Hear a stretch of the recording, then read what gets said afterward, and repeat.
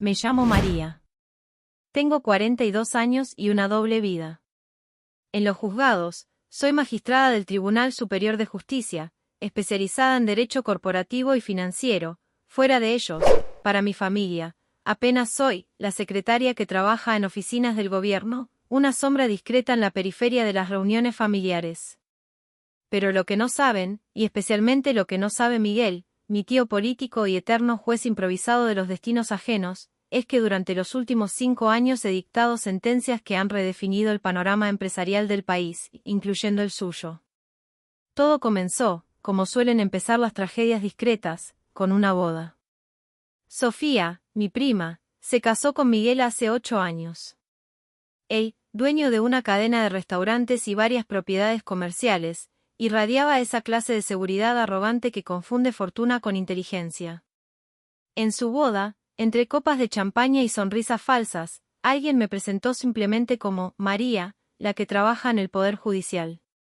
Y él, con esa sonrisa condescendiente de quien cree haber comprendido todo en un instante, sentenció: «Ah, qué bueno.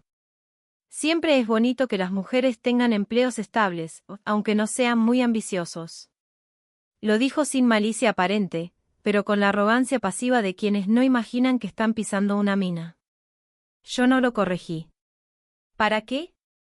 En ese entonces ya era jueza de primera instancia, acababa de terminar una maestría en Derecho Corporativo y sabía bien que la discreción era mi armadura.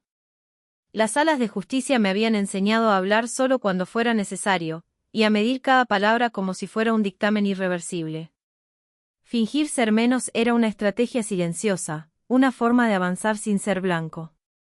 La confusión se convirtió en costumbre. En cada reunión familiar, Miguel me preguntaba sobre el trabajo de oficina, suponiendo que pasaba los días llenando formularios detrás de un escritorio gris. Siempre terminaba sus comentarios con una sonrisa superior. Debe ser cómodo no tener que preocuparse por clientes o pérdidas. Tu trabajo ha de ser muy rutinario. Rutinario. Esa palabra me perforaba como un alfiler en el pecho. Porque mientras él se quejaba de la gestión de sus franquicias, yo deliberaba sobre disputas internacionales, fraudes financieros multimillonarios y fusiones empresariales que afectaban a miles de empleados. Mi trabajo no solo era complejo, era decisivo. Un solo fallo mío podía cambiar el destino de una corporación entera. Y sin embargo, para él, yo seguía siendo la prima que no se había realizado. Cuando fui promovida a magistrada, hace 3 años, mi nombre apareció en todos los periódicos. No en la sección social que él leía, sino en las páginas legales que rara vez tocaba. Para Miguel, el mundo empezaba y terminaba en la bolsa, el deporte y las portadas de revistas de negocios. Así que, cada Navidad, la misma pregunta, casi como una burla, volvía. ¿Sigues en el mismo trabajo, María? A tu edad ya deberías buscar algo más serio. Más serio. Como si dictar sentencias que definen jurisprudencia nacional fuera un pasatiempo de oficinista. Sus palabras se volvían cuchillas especialmente en las cenas familiares. Le gustaba alardear de los emprendedores de la familia, como su sobrino Jorge, quien había abierto una consultoría con más ambición que talento. Jorge sí supo que para triunfar hay que atreverse, no quedarse con un sueldo de empleada. Y yo callaba. Callaba, aunque sabía que mi ingreso anual superaba ampliamente las utilidades de su negocio más exitoso. Callaba, porque la dignidad no grita.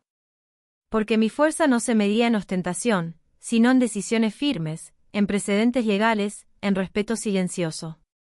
Hasta que llegó la cena de Navidad de este año, Miguel había organizado la celebración en su nueva casa de Polanco, mezcla de ostentación y mal gusto, como una réplica torpe de lo que él creía que era el éxito. Entre copas de vino caro y socios comerciales, mezcló familia y negocios, creyendo que todos debían girar en torno a su centro.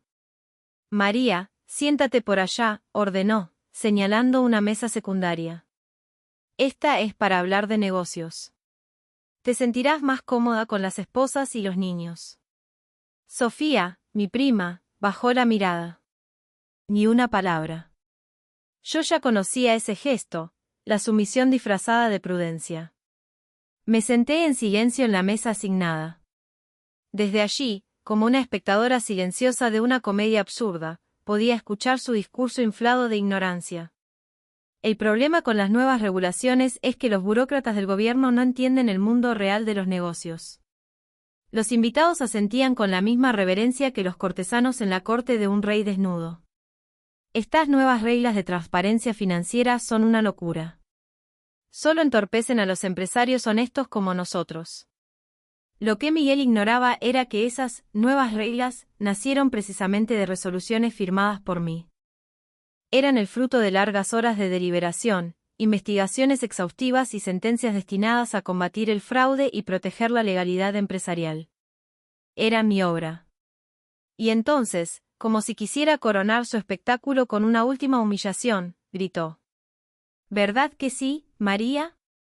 Tú que trabajas en el gobierno. Seguro conoces bien ese papeleo inútil. Me miró esperando una sonrisa sumisa.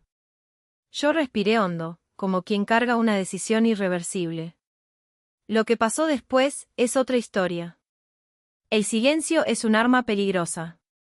Y en aquel instante, cuando todas las miradas se posaron en mí, supe que cada segundo que pasaba sin hablar era una cuerda tensada alrededor del ego de Miguel, esperando romperse con estruendo.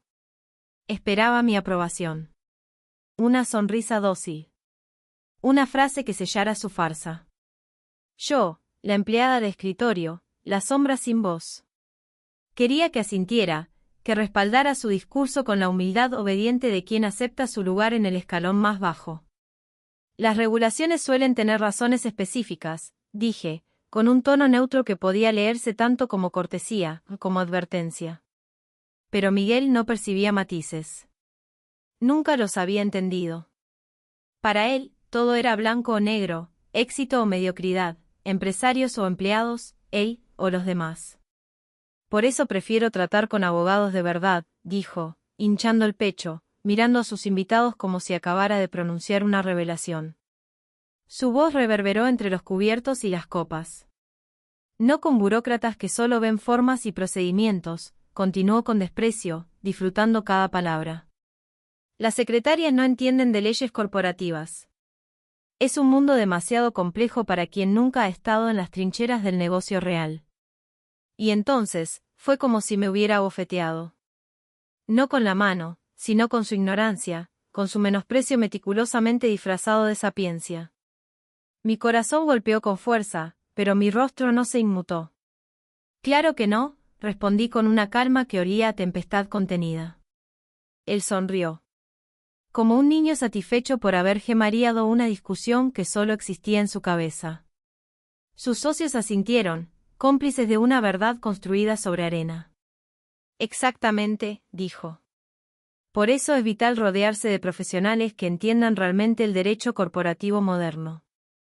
No podemos permitir que auxiliares opinen sobre temas que requieren verdadera expertise. Y siguió hablando, con la confianza de quien no sabe que está parado sobre una mina. Cada palabra era una soga más que se colocaba alrededor del cuello. Yo solo escuchaba. Cada frase era un ladrillo más en el monumento a su propia humillación inminente. Hasta que el timbre sonó. Fuerte. Inoportuno. Como una alarma del destino. Eduardo frunció el ceño, molesto por la interrupción. Sus palabras se interrumpieron como si el mundo osara desafiar su monólogo. ¿Esperamos a alguien más?, preguntó Sofía, levantándose. Mis abogados, dijo, consultando su reloj con aire de importancia. Les pedí que vinieran después de las 9. Vamos a revisar unos contratos. Ellos sí saben lo que es trabajar en serio, incluso en Navidad. Unos minutos después, 3 hombres en trajes impecables entraron al comedor. Yo los reconocí de inmediato. Morales. Alba. Y un joven que debía ser su asociado. Eran pesos pesados del derecho corporativo en el país. Firmes, respetados, hasta que me vieron. El Manuel se detuvo en seco, como si hubiera visto un fantasma. Magistrada González, balbuceó, con un hilo de voz que dejó caer toda su autoridad en el suelo. Su rostro era una mezcla de reconocimiento y pánico. El tiempo se detuvo. Las copas dejaron de tintinear. Las voces se apagaron. Solo quedaba ese nombre suspendido en el aire como un veredicto final. Eduardo me miró, perplejo. Luego miró a sus abogados. Luego a mí otra vez. Magistrada. El Manuel Alba se adelantó, visiblemente nervioso. Señora magistrada, desconocíamos por completo que usted estaría presente. Si esto representa algún conflicto con los casos pendientes. No se preocupen, interrumpí suavemente, levantándome con serenidad. Esta es solo una reunión familiar. Eduardo se puso de pie como impulsado por un resorte, pero no dijo nada. Solo me miró, sin entender. Un hombre acostumbrado a tener todas las respuestas, enfrentándose por primera vez a una pregunta que no sabía cómo formular. ¿Qué está pasando aquí?, preguntó, sin dirigirse a nadie en particular. Morales se aclaró la garganta. Señor Ramírez, recuerda que le mencionamos que la revisión del caso de fusión con Restaurantes del Valle estaba siendo encabezada por la magistrada González.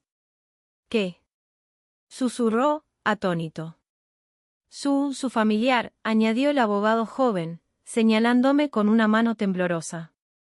Ella es quien preside el tribunal. No, dijo Miguel, casi suplicante. Ella es secretaria. Lo ha dicho muchas veces. Los tres abogados intercambiaron miradas de incredulidad. Alba fue el primero en recomponerse. Con todo respeto, señor Ramírez, la magistrada González es una de las juristas más destacadas en derecho corporativo del país. Su tribunal se encarga de los casos más delicados y complejos. Eduardo se dejó caer pesadamente sobre su silla. Su rostro se tornó gris. Sus ojos, antes seguros, vagaban como buscando algo a lo que aferrarse. No puede ser. De hecho, continuó Morales, incómodo, acabamos de recibir su resolución en el caso Santander. Su análisis sobre las normativas de transparencia financiera ha sido considerado ejemplar. Me acerqué con paso firme a la mesa principal, sintiendo el peso de todas las miradas. Respiré hondo. Era el momento. Esas regulaciones ridículas, de las que hablabas hace unos minutos, dije, sin alterar el tono de mi voz, fueron desarrolladas con base en precedentes que mi equipo y yo construimos tras años de combatir fraudes como los que tus empresas intentan maquillar. Alba sintió con respeto evidente. La magistrada González ha sido citada por tribunales internacionales por su enfoque innovador y preciso sobre la legislación empresarial. Su jurisprudencia ha transformado la práctica legal en América Latina. Eduardo abrió la boca, y no pudo decir nada. Nada. Solo el eco hueco de sus prejuicios resonando en el salón. Pero dijiste que trabajabas en el gobierno, murmuró finalmente, como un niño al que acaban de decir que Papá Noel no existe. Lo miré. Esta vez sin disfrazar nada. Ni humildad. Ni superioridad. Solo verdad. Y era cierto, dije con una sonrisa serena. Solo omití los detalles. Trabajo para el Poder Judicial, aclaré con la voz serena, pero firme como una sentencia. Soy magistrada del Tribunal Superior de Justicia, especializada en Derecho Corporativo y Financiero. Un segundo de silencio se estiró como una línea en el horizonte, antes de que el Manuel añadiera, con la gravedad que otorga el verdadero respeto. Y una de las más destacadas. Sus decisiones han moldeado la jurisprudencia comercial Mexic-María. Es un honor trabajar bajo los precedentes que ella ha establecido. Los rostros en la sala, socios, familiares, esposas que habían sido confinadas a una mesa secundaria como yo, cambiaron. Las expresiones de indiferencia se tornaron en asombro. Algunos susurraban entre ellos, otros simplemente bajaban la mirada, como si acabaran de ver a alguien despojarse de un disfraz invisible. ¿Cuánto tiempo lleva haciendo?, balbuceó Miguel, aún ha sido el último resquicio de incredulidad. 12 años como jueza, respondí sin rodeos. 5 como magistrada. Y siempre en el ámbito corporativo. El Manuel Alba, que ahora parecía más humano que abogado, me miró con una mezcla de vergüenza y admiración. Magistrada, queremos disculparnos si algo que dijimos fue inapropiado. No sabíamos. No se preocupen, interrumpí, sin resentimiento. Sé que esta es una cena familiar, y también sé cómo suelen ser las conversaciones cuando no se conoce quien escucha. Eduardo tragó saliva. Su voz, cuando por fin emergió, era apenas un hilo. María, yo, no tenía idea. Si me lo hubieras dicho. Lo miré directo a los ojos. Sin dureza. Solo con verdad. ¿Y habrías cambiado tu actitud? Pregunté, ¿o solo habrías cambiado tus palabras? No respondió. Y en su silencio, por primera vez en años, hubo algo parecido a vergüenza real. Volví hacia los abogados. Por cierto, sobre el caso de Restaurantes del Valle, la audiencia está programada para el 15 de enero. Los tres se tensaron de inmediato. Se miraron entre sí, como si de repente la noche se hubiera vuelto demasiado calurosa. ¿Hay algún problema con el caso?, preguntó Miguel, su voz delatando una nueva emoción, ansiedad. Bueno, comenzó Morales, dudando por primera vez esa noche. Detectamos algunas irregularidades en la documentación financiera. Queríamos resolverlo antes de la audiencia. Me giré hacia la salida. Pero antes de abandonar la mesa, me detuve. Lo miré por última vez. Esas trincheras de los negocios reales, de las que hablabas, dije con calma, son justamente el tipo de batallas que juzgamos cada día en el tribunal. Y luego, volví la mirada hacia todos los presentes. Y respecto a las secretarias, muchas de ellas conocen más de derecho corporativo que empresarios que creen que las leyes son para otros. Salí de la casa envuelta en un silencio tan denso que parecía sagrado. Las Marías siguientes fueron interesantes. Miguel me llamó con una frecuencia inusual, oscilando entre disculpas incómodas y esfuerzos velados por influenciar decisiones judiciales. María, quería disculparme por mi ignorancia, me dijo una tarde, su voz teñida de falsa humildad. No tenía idea de tu posición. Eduardo, el problema nunca fue que no supieras quién soy, le respondí. El problema es cómo trataste a alguien que creías que no importaba. Hubo una pausa. Luego, la petición disfrazada. Podríamos almorzar para discutir las perspectivas legales de mis casos. Eso sería completamente inapropiado, respondí con frialdad profesional. Y si tus abogados te recomendaron que me contactaras directamente, necesitas abogados nuevos. La audiencia llegó en enero. Lo que los abogados habían llamado irregularidades resultó ser un eufemismo generoso. La investigación reveló múltiples violaciones a las regulaciones de transparencia financiera. La sanción fue contundente, una multa millonaria y la reestructuración forzosa de las prácticas contables del grupo empresarial. En la siguiente reunión familiar, en febrero, Miguel me recibió con una sonrisa tensa y una cortesía exagerada que rozaba lo ridículo. María, qué honor tenerte aquí. Me dijo con entusiasmo artificial. ¿Quieres sentarte en la cabecera? Estoy bien donde siempre me siento, respondí, y me dirigí a mi lugar de costumbre, junto a las esposas y primos menores. Pero ahora eres magistrada, insistió. Deberías estar con los profesionales. Lo miré con compasión. Eduardo, el respeto no debería depender de títulos. Si solo me respetas ahora porque conoces mi cargo, entonces no me estás respetando a mí. Desde entonces, su transformación fue desconcertante. Donde antes me ignoraba, ahora me escuchaba con una atención casi obsesiva. Donde antes se burlaba de las leyes, ahora pedía explicaciones como un alumno que teme reprobar.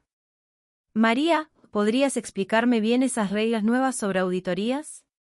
Me preguntó una noche durante la cena. ¿Las mismas que llamaste ridículas en Navidad?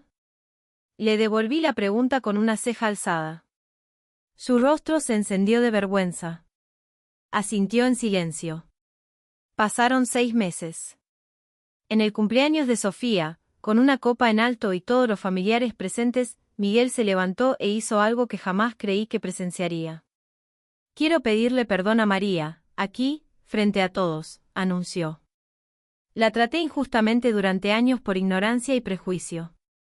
Hoy sé que fue un error profundo. Su voz temblaba. Y esta vez, no era por nerviosismo social, sino por humildad real. Te acepto la disculpa, Miguel, dije. Pero lo importante no es cómo me trates a mí. Es como trates a cualquiera, sin importar su título o puesto. Un año después, Miguel era otro hombre. Más callado, más atento. Ya no clasificaba a las personas por sus cargos. Comenzó a escuchar más de lo que hablaba. Implementó prácticas éticas en sus negocios.